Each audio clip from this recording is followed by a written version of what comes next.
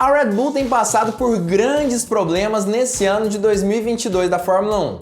E na verdade, me parece que esses problemas ainda não terminaram. Eles devem continuar acontecendo, talvez em menor número, mas continuarão no decorrer desse ano. E aparentemente isso não basta para falar que a Red Bull aparentemente não é a grande favorita. Na verdade, nesse GP de Imola é bem provável que Ferrari volte a vencer mais uma vez. Quer saber tudo sobre isso? Então fica ligado porque chegou a hora do piloto! Fala piloto, eu sou Lucas Camargo, piloto de corrida há 10 anos e Max Verstappen tem sofrido e muito com seu RB18 nesse ano de 2022. O piloto holandês já ficou fora de 2 corridas no decorrer desse ano, no primeiro GP e também no GP da Austrália de Fórmula 1. O primeiro GP, segundo a Red Bull, na verdade acabou tendo problemas por conta de uma bomba de combustível, de fornecimento da própria FIA. Já no GP da Austrália de Fórmula 1, tem-se algumas dúvidas, mas todas as possibilidades também estão relacionadas com problemas de combustível no RB18.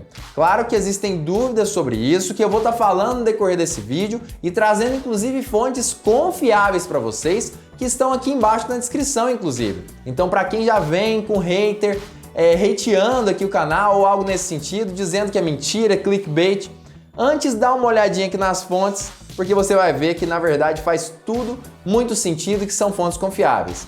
Antes de falar mais sobre esse vídeo, também gostaria de te convidar a deixar o like aqui embaixo, deixar o seu joinha e também se inscrever nesse canal se ainda não for um inscrito. Enfim, vamos continuar falando mais sobre esse assunto e quem realmente é a grande favorita para esse GP de Imola de Fórmula 1. Mas voltando ao assunto principal e principalmente sobre o GP da Austrália de Fórmula 1, que foi o maior sofrimento de Max Verstappen. Nesse ano, ele simplesmente disse que o objetivo principal não era conseguir ultrapassar Charles Leclerc e muito menos se aproximar do piloto monegasco. Na verdade, o objetivo principal de Max Verstappen era apenas conservar o pneu dos seus carros. Na verdade, a grande questão é que a Red Bull teve problemas seríssimos nessa área, a conservação dos pneus do RB18. No geral, hoje foi um dia ruim novamente. Como não tínhamos ritmo, apenas cuidei dos meus pneus para tentar chegar ao final. Uma segunda posição bastante fácil e eu sabia que não poderia lutar contra Leclerc, então não havia sentido em pressioná-lo. Nós ainda nem terminamos a corrida, então é bastante frustrante e inaceitável. Christian Horner, que é o chefe de equipe da Red Bull, também ficou muito desapontado com o abandono de Max Verstappen. Mas segundo ele, esse abandono do RB18 no GP da Austrália de Fórmula 1 não tem relação com o que aconteceu lá no GP do Bahrein de Fórmula 1. Na verdade, aparentemente, são duas coisas separadas e que uma não tem relação com a outra. Eu tenho minhas dúvidas, mas olha o que Christian Horner falou sobre esse assunto. Achamos que é um vazamento externo de combustível e temos que tentar entender exatamente o que causou a falha. Então, é uma corrida muito frustrante nesse sentido. E na verdade, segundo algumas notícias que saíram aí nos últimos dias, o motivo verdadeiro para o que aconteceu ali no motor de Verstappen já foi encontrado. Segundo as fontes que eu tenho lido, o grande motivo é relacionado a linhas de alta pressão de combustível que acabaram estourando em algumas voltas ali do piloto holandês no circuito de Melbourne, mas aparentemente o que fragiliza essas linhas de alta pressão está relacionado diretamente com a forma com que o carro utiliza ali de pressão aerodinâmica e acaba gerando o efeito tão indesejável nesse ano de 2022, o porpoising. Mas de uma coisa Verstappen tinha toda a razão. Se for esse o verdadeiro motivo para os problemas do motor da Red Bull Powertrains, na verdade, a grande culpada para todos esses problemas seria a Honda, que na verdade criou áreas um pouco mais frágeis do que deveriam ser e que acabou fazendo com que essas linhas de alta pressão de combustível estourassem no meio da prova. Eu já sabia que havia um problema, então ia ser um mistério terminar a corrida. Se você quer lutar pelo título, esse tipo de coisa não pode acontecer.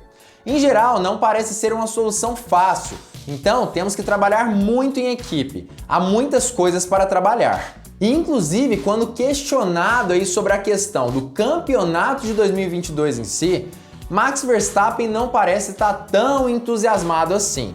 Na verdade, a possibilidade dele continuar ali ameaçando Charles Leclerc nesse ano já não parece ser tão grande assim para o piloto holandês. E aparentemente, a principal foco aí, o principal objetivo de Verstappen é conseguir terminar as próximas corridas da Fórmula 1. Já estamos muito atrás, então não quero nem pensar na luta pelo campeonato agora. Acho mais importante terminar as corridas. Sérgio Pérez, que foi o piloto talvez mais feliz ali do dia, por ter terminado em segundo lugar em uma posição ali que acabou caindo no colo do piloto mexicano na Austrália. Mas ainda assim, em entrevista, ele deixou muito claro seu descontentamento com tudo que aconteceu na Austrália. E na verdade, segundo o piloto mexicano, os ajustes feitos pela equipe Red Bull no seu RB18, no RB18 do seu companheiro de equipe, não foram nem um pouco suficientes para que eles conseguissem boas posições no grid da Fórmula 1. Na verdade, parece que a Red Bull errou feio também no GP de Melbourne. Minha primeira passagem foi bastante ruim, pois os pneus sofreram uma degradação significativa. Com a entrada do safety car, perdemos 2 posições, mas no final foi um bom resultado.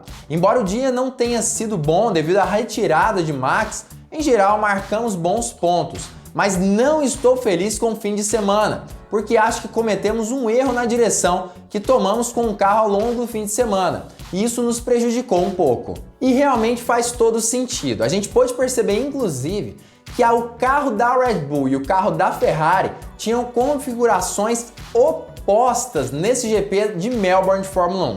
Enquanto a Red Bull tentava criar um carro que era bem melhor de retas, a Ferrari tinha um carro mais veloz nas curvas, mas não tão veloz quanto a Red Bull nas retas. Mas esse era o grande trunfo da equipe italiana. A Ferrari utilizou dessa estratégia para conseguir ter um carro que tinha grande tração, principalmente nas saídas de curva, e dessa forma conseguia fazer com que os seus pilotos aproveitassem ao máximo toda a potência do motor italiano.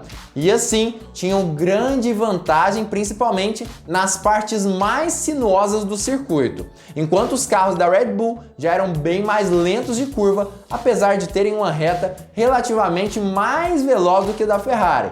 Mas uma coisa aparentemente não compensou a outra para a Red Bull. E analisando tudo aí de uma vez, analisando toda a situação como um todo, a gente percebe inclusive que quanto mais sinuosa a pista for, menor a vantagem para a Red Bull. A gente percebe inclusive que no GP do Bahrein ali de Fórmula 1, onde Max Verstappen talvez não tinha tantas oportunidades assim, era um GP realmente que tinha um pouco mais de sinuosidade, né? Mais curvas de alta velocidade, e a gente percebia principalmente que nessas partes ali mais sinuosas do circuito, Charles Leclerc tinha certa vantagem sobre os outros pilotos rivais.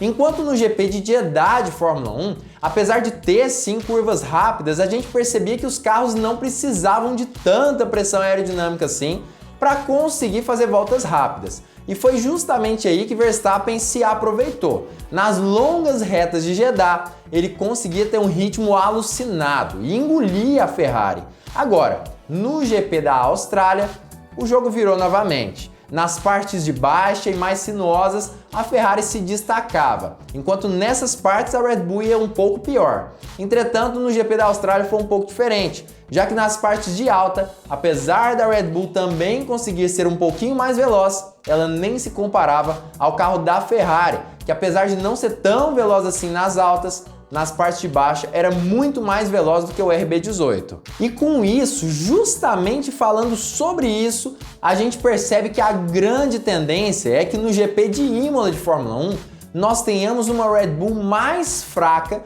do que a Red Bull que nós vimos no GP da Austrália de Fórmula 1. Mesmo que ela consiga consertar ali os detalhes do seu motor, se ela não vier com algo muito inovador e um carro que traga novas atualizações importantes, é bem provável que ela não consiga se colocar de frente a frente com os carros da Ferrari.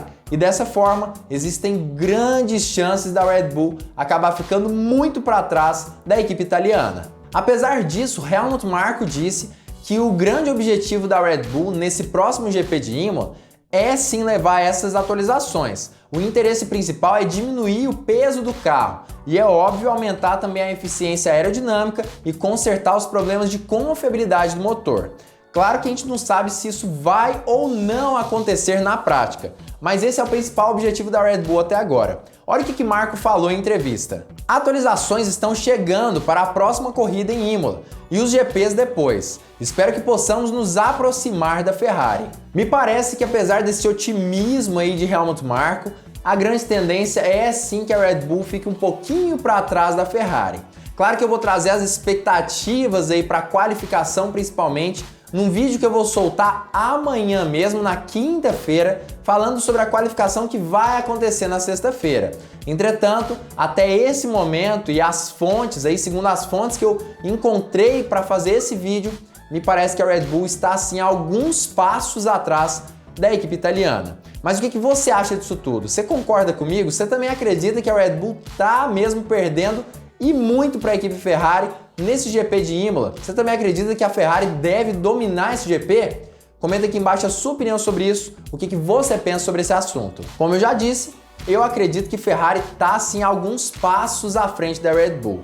E a tendência é que ela seja ainda mais dominante do que ela foi no GP da Austrália de Fórmula 1. Claro que nós precisaremos analisar o que vai acontecer nesse fim de semana para ter certeza exatamente do que deve rolar aí na corrida sprint e tudo mais, mas até esse momento eu apostaria em Ferrari com toda certeza para vencer esse GP especificamente. Inclusive a corrida sprint também. Mas como eu já disse, comenta aqui embaixo a sua opinião sobre isso, quero saber o que você pensa. Se você gostou desse vídeo, não esquece, já deixa o seu like, deixa o seu joinha, isso contribui demais com esse canal. E além disso, se você ainda não for inscrito, se inscreve aqui embaixo e ativa o sininho para todas as notificações para não perder vídeo novo. E claro, fique ligado porque muito em breve nós teremos mais uma Hora do Piloto!